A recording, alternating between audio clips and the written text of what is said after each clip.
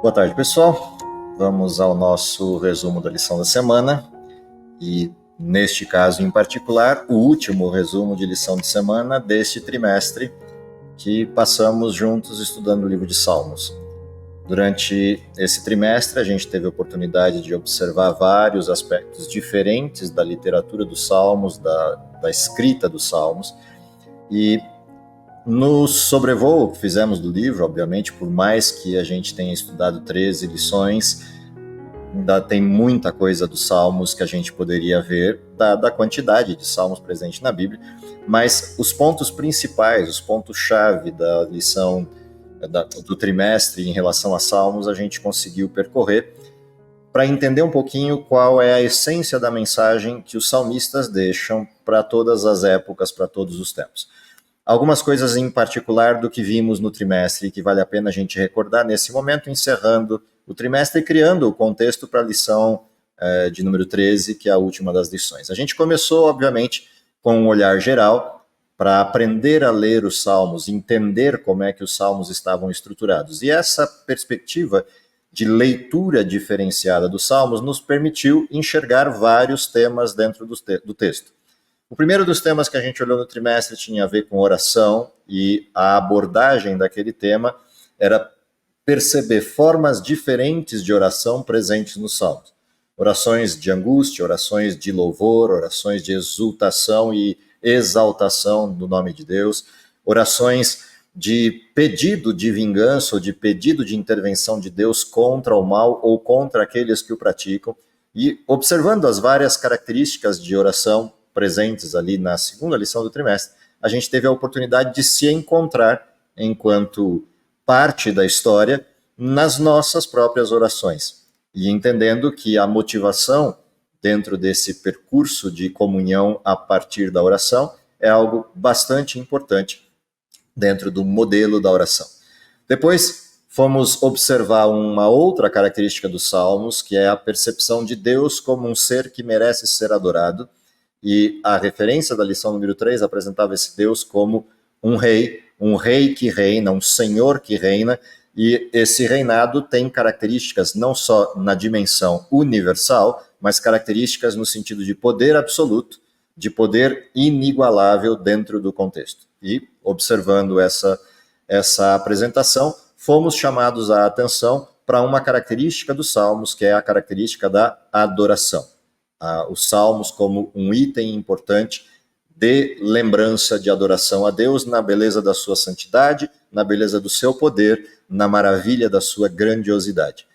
Dentro dessa mesma perspectiva, a gente começou então a mergulhar nos Salmos, olhando como o salmista posicionava os seus sentimentos diante das diversas situações da vida. E aí percorremos assuntos como a libertação e a forma como Deus nos protege, nos acompanha, nos ouve.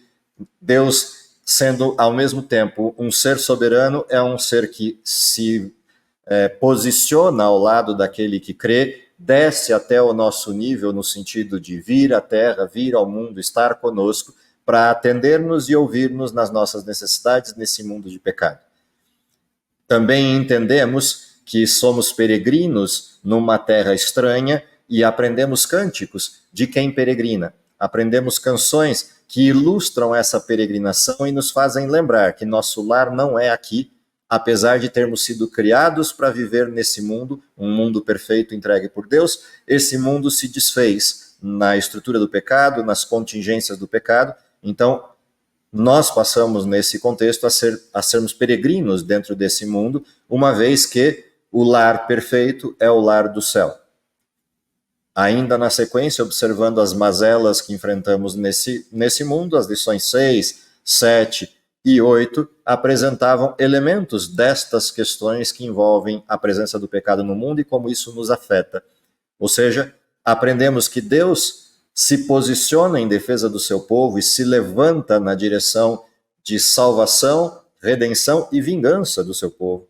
E entendemos que esse Deus é um Deus de misericórdia e que, apesar de nós ansiarmos pelo céu, somos pecadores carentes da misericórdia de Deus. Aprendemos que, enquanto conduzimos nossa vida aqui, é necessário que a gente desenvolva uma comunhão tal que produza em nós uma vida digna de justiça e de sabedoria que permita, enquanto condição, essa aproximação de Deus. E entendemos que isso não vem de nós, é um dom dele, ou seja, de nós pouca coisa boa poderíamos tirar, se é que é possível tirar alguma coisa boa.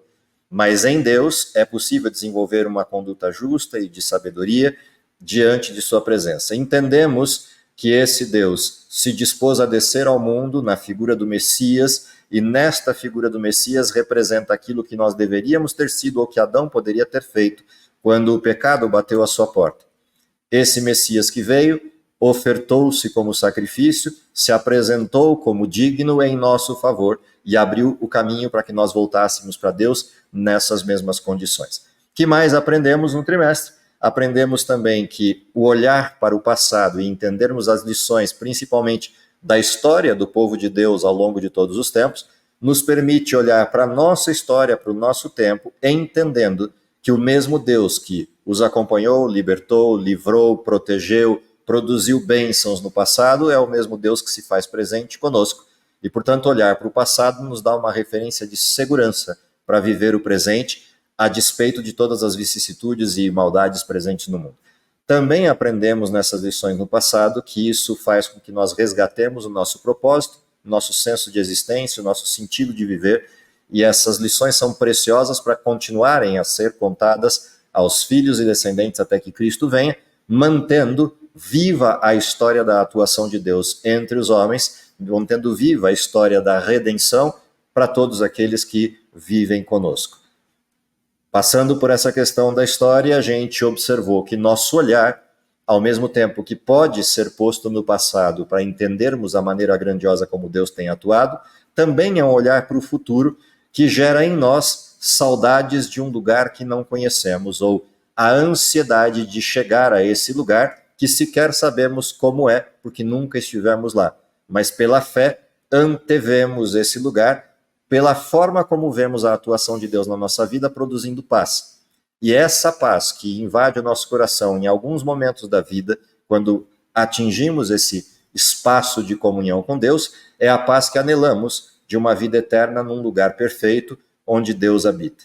Também vimos que este processo nos conduziria a uma percepção adequada de Deus, vinculando a nossa existência a um processo de adoração contínua, uma adoração que perdura toda a vida.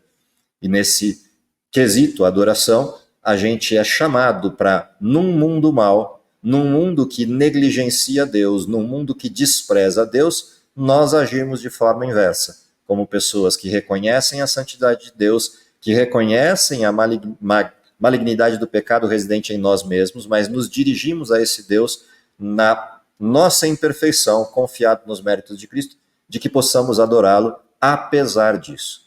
E em função dessa adoração, desenvolvemos uma postura, um desenho de vida, uma abordagem de vida que de alguma forma espelha o que era aquilo que foi planejado no início da criação. E então chegamos à lição número 13, que nos faz relembrar que estamos num mundo em peregrinação, e enquanto estivermos no mundo, é necessário esperar. E a palavra esperar, que está na lição desta semana em particular, tem múltiplos sentidos, múltiplas abordagens essas que nós vamos ser chamados a olhar nos textos dos Salmos, fechando o trimestre. O primeiro elemento dos Salmos que vem à tona logo na abertura da lição é o contexto do chamado a esperar, ou seja, Deus nos chama a sermos resilientes, a termos paciência e a esperarmos nele. Algo que é bastante difícil num mundo com tanta maldade e num mundo com tanta pressa. Num mundo que quer as coisas para ontem, esperar parece ser algo intangível, algo impossível. E Deus nos convida a esperar. Essa palavra esperar, ela tem o sentido de resiliência, o sentido de perseverança, ela também tem o sentido de descanso, ela tem o sentido de parar o que se está fazendo para prestar atenção em algo. Esperar tem múltiplas aplicações dentro dos Salmos. E é interessante que um texto que não está nos Salmos, mas é um salmo, no sentido de ser uma poesia, tem uma apresentação dessa ordem que resume praticamente toda a lição dessa semana, os que esperam no Senhor renovam suas forças. A sequência desse salmo, que não é dos salmos, ela apresenta exatamente o espírito dos temas da lição da semana.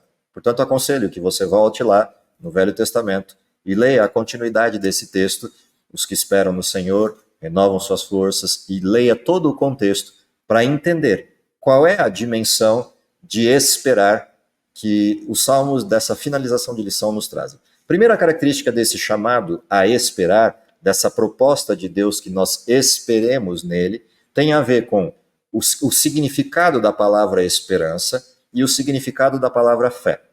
Um outro texto que é importante manter como pano de fundo da lição dessa semana é o texto de Romanos, o capítulo 5. Nós vamos ser chamados para ler o capítulo 8 de Romanos, mas eu aconselharia ler o capítulo 5, a introdução do capítulo 5, porque também ali você encontra temas preciosos ligados a esse esperar. Até porque é neste texto de Romanos 5 que a gente encontra um outro derivado do esperar, que é a esperança. E a esperança não confunde. E ela tem a ver com a forma como o amor de Deus se deposita no nosso coração pela atuação do Espírito. Portanto, aconselho esse texto como também um texto de fundo para o estudo da lição dessa semana. Os salmos que a gente vai ler a respeito desse chamado colocam essa perspectiva do descansar no Senhor, do esperar nele, como o Salmo 37, por exemplo, e essa visão de esperarmos em Deus, descansarmos em Deus, reproduz aquilo que a Bíblia chama de paz que excede todo entendimento. Os que esperam desta forma no Senhor alcançam este padrão de paz, essa postura resiliente diante do mal presente no mundo. E é exatamente essa resiliência que é necessária para que num mundo que vive colapsado pela pressa, colapsado pela ansiedade, colapsado pela desesperança, pessoas que mantêm a resiliência e mantêm esse nível de paz que excede todo o entendimento serão pessoas muito úteis e chamarão a atenção neste mundo em que vivemos. Essa paz provocada no início do chamado da lição dessa semana, ela é ampliada com a descrição do Salmo 131, quando uma metáfora aparece ali, que é a metáfora da paz de uma criança desmamada. Esse é um termo antigo no processo, até porque os salmos são antigos, mas que ilustra uma cena que é conhecida em todas as épocas, que é a cena de uma criança que está, depois de bem alimentada, depois de tranquila, deitada no regaço, deitada no colo, deitada nos braços de sua mãe ou de seu pai, descansando, totalmente despreocupada da vida, literalmente o sono ou os sonhos de Morfeu, diria o mundo grego. Essa visão de descansar dessa forma, que tem a ver com a paz de uma criança desmamada, tem a ver com o que se espera do cristão nesse mundo colapsado. Ou seja, as pessoas deveriam olhar para nós como cristãos e entender que ali há um lugar de refúgio e de segurança, um lugar de paz. E quando estiverem em desespero ou desestabilizadas pelas coisas da vida, nós seríamos lembrados no sentido de, ali tem uma referência, que se eu conversar eu busco paz, se eu estiver perto eu encontro paz. Se eu estiver tranquilo ao lado dessa pessoa, essa paz excede aquilo que a lógica possa explicar. Ou seja, somos chamados para desenvolver este tipo de comportamento, esse tipo de paz, esse tipo de apresentação nesse mundo em que estamos. Dado que é assim, vem um outro aspecto interessante do esperar, que é o esperar a resposta de Deus ou a manifestação das bênçãos de Deus no tempo certo. E aqui há um contraste no Salmo 126, bastante interessante que a lição traz, que é o contraste entre o plantio e a prosperidade da colheita, entre aquele que se lança à tarefa exaustiva do plantio e algumas vezes até chora enquanto desempenha essa tarefa pelo cansaço e pelas dores provocadas pela atividade intensa, mas esse choro se reverte em júbilo, em alegria, quando de volta você retorna com os feixes da colheita, com os frutos do plantio, com os frutos desse trabalho. E aí aparece aqui, então, dois aspectos importantes do esperar. Enquanto esperamos o resultado, trabalhamos pelo resultado. Ou seja, Deus não é um Deus que atende pessoas de braços cruzados. Deus atende pessoas que tenham chegado naquilo que é o seu limite, independente se esse limite é grande ou pequeno, mas aqueles que chegaram no seu limite, ou seja, foram perseverantes, foram resilientes, trabalharam na direção da sua salvação, no sentido daquilo que envolve a comunhão com Deus, o estudo da palavra e o testemunho, e Deus completa o restante, seja se completar muita coisa, ou seja se completar um pouquinho que faltava.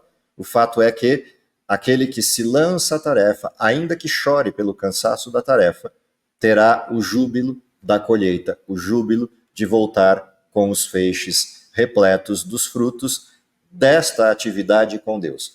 Lembrando que aqui não estamos falando de atividades feitas sozinho, não estamos falando de processos de salvação por obras, estamos falando do fato de que aquele que reconhece em Deus a sua força não cruza os braços. Ele espera que Deus mande força e se lança ao trabalho.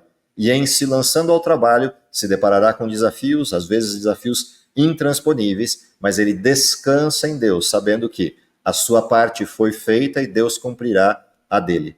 E neste sentido, o júbilo virá em sequência. A lição ainda nos leva a um outro aspecto do esperar, que tem a ver com o esperar do descanso divino, o esperar do sábado. E essa é uma expressão importante quando a gente se lembra principalmente de um texto bíblico, que é o texto de Hebreus, particularmente o capítulo 4 de Hebreus, que trata dessa questão do descanso de Deus, do descanso do sábado, como um item complementar a isso que está presente no salmo escolhido para esse dia, para quarta-feira, que é o Salmo 92. Entendo que uma leitura desses dois textos cria uma dimensão interessante de compreensão do próprio Salmo 92, nesse aspecto desse tipo de descanso que tem a ver com a comunhão do sábado, com a paralisação das coisas no sábado, com o momento de parada das atividades voltadas para si mesmo e a disposição de olhar para uma outra direção, que é o olhar para Deus. Essa questão do descanso do sábado e esperar no sábado o descanso divino, ou seja, duas dimensões interessantes aqui, esperar pelo sábado e esperar pelo que o sábado pode fornecer pela presença de Deus nesse dia, implica a maneira como enxergamos o processo de adoração. Se entendermos quem é esse que é o ser adorado, se entendermos quem é esse Altíssimo que se faz presente no dia de sábado em mecanismo de adoração, entenderemos a resposta que esse mesmo dia pode dar para todos nós. Daí a grande intenção do inimigo de Deus de que o sábado perca sua força, de que o sábado seja de alguma forma adulterado, seja na prática, seja no dia, porque isso nos faz desligar de Deus nisso que é a principal resposta da comunhão, que é o encher do coração da plenitude de Deus, do poder divino, para enfrentarmos mais um dia, mais 2 dias, mais 3 dias na semana que se adentra. Ou seja, passar pelo sábado é uma bênção, passar pelo repouso de Deus no sábado é uma bênção, que nos prepara para o descanso definitivo, que é o estar com Deus para sempre nos céus. Aquele que não consegue vivenciar essa experiência terá muita dificuldade. Obviamente estou colocando isso como metáfora, porque aquele que não consegue apreciar esta comunhão com Deus, muito provavelmente perderá o céu. Ainda que existam pessoas que nunca tenham conhecido o sábado e se salvarão porque, apesar de não terem conhecido, desenvolveram uma comunhão tal com Deus naquilo que lhes foi possível, naquilo que tiveram acesso, que lhes permitirá, na misericórdia de Deus, a redenção. Mas perderam uma tremenda oportunidade, que é a oportunidade da comunhão que só este tempo pode fornecer. E isso não é retórico, tampouco é relativo, é absoluto. Deus criou assim, e há algo de surpreendente nesta questão que envolve a compreensão do sábado, a percepção e a observância adequada do que é o sábado. Por isso, um salmo dedicado a esta referência, assim como você tem nos livros do Antigo Testamento, seja Êxodo, ou lá no Novo Testamento, no livro de Hebreus, referências importantes sobre essa questão. Por fim, a última referência do trimestre volta ao ponto de partida da lição inicial. Nós aprendemos lá atrás a respeito da oração e agora fechamos o trimestre com uma perspectiva de que aquele que ora vai descansar em paz, porque ele sabe, ele tem a certeza de que a alegria vem pela manhã. E esse salmo é um salmo fantástico, é um salmo maravilhoso, retratando que, sim, pode vir ao anoitecer o choro, mas para aquele que crê, para aquele que descansa em Deus, a alegria nasce com o nascer do sol, a alegria vem pela manhã. Lembrando que aqui não estamos falando de modelos utópicos de alegria ou modelos utópicos de felicidade, nem tampouco estamos falando de desconhecer o sofrimento humano presente no mundo de pecado. Aqui estamos falando que, apesar disso, o ser humano descansa em Deus, ele repousa em Deus e acorda com a esperança que renova o seu viver. E é este tipo de alegria da qual o texto fala. Não que não possa existir alegria no sentido mais efusivo, em coisas realmente festivas, mas a alegria principal desse texto é a alegria da percepção de que eu posso continuar confiando em Deus, ainda que as dificuldades me alcancem, ainda que os problemas estejam ao redor, ainda que a gente saiba que esse mundo continuará mal até a redenção final. Um outro salmo muito interessante que aparece nessa lição é o 119, lá no verso 147, pontuando: antecipo-me ao alvorecer do dia e clamo na tua palavra, eu espero confiante. Ou seja, é a certeza daquele que crê de que a noite pode produzir o pavor, mas a manhã trará a claridade, a percepção, a compreensão das coisas, e isso produzirá uma alegria e um contentamento que excede o sofrimento, que supera os efeitos do sofrimento, ainda que o sofrimento esteja lá, ainda que a gente saiba que o sofrimento continuará acontecendo até a redenção, mas a gente passa a entender e suportar isso, mesmo quando não tiver respostas claras, evidentes sobre as razões.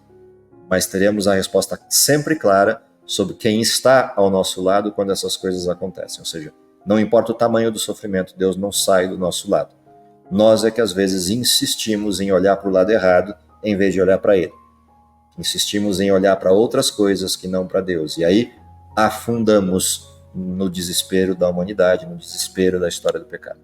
O que eu espero é que essa lição de encerramento sirva para a gente relembrar vários desses aspectos que estudamos ao longo do trimestre, mas principalmente desenvolver este aspecto, que é esperar no Senhor, que é olhar para a vida com outra perspectiva, entendendo que em todas as circunstâncias Deus está conosco.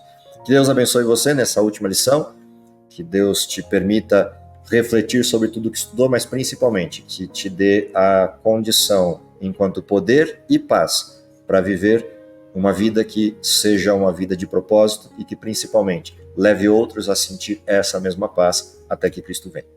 Vamos orar? Querido Pai que está nos céus, te agradecemos pelo dom da vida, te agradecemos porque, apesar das circunstâncias que vivemos nesse mundo, temos a certeza de que existe um Deus de amor, um Deus compreensivo, um Deus que se fez um de nós, um Deus que entende as coisas que passamos e que principalmente nunca sai do nosso lado. Dá, Senhor, que essa percepção, essa compreensão, essa certeza enche o nosso coração de contentamento, de alegria e paz, principalmente para que outros possam ser influenciados por esse mesmo espírito, por essa mesma percepção. Dá, Senhor, que pelo nosso comportamento, pela nossa forma de enxergar as coisas, pela maneira como desenvolvemos contigo a resiliência, a paciência, a perseverança e principalmente a esperança, outros possam ser atraídos ao teu evangelho e encontrar salvação. Tudo isso te pedimos porque confiamos nos méritos de Jesus e é em nome dele que oramos. Amém.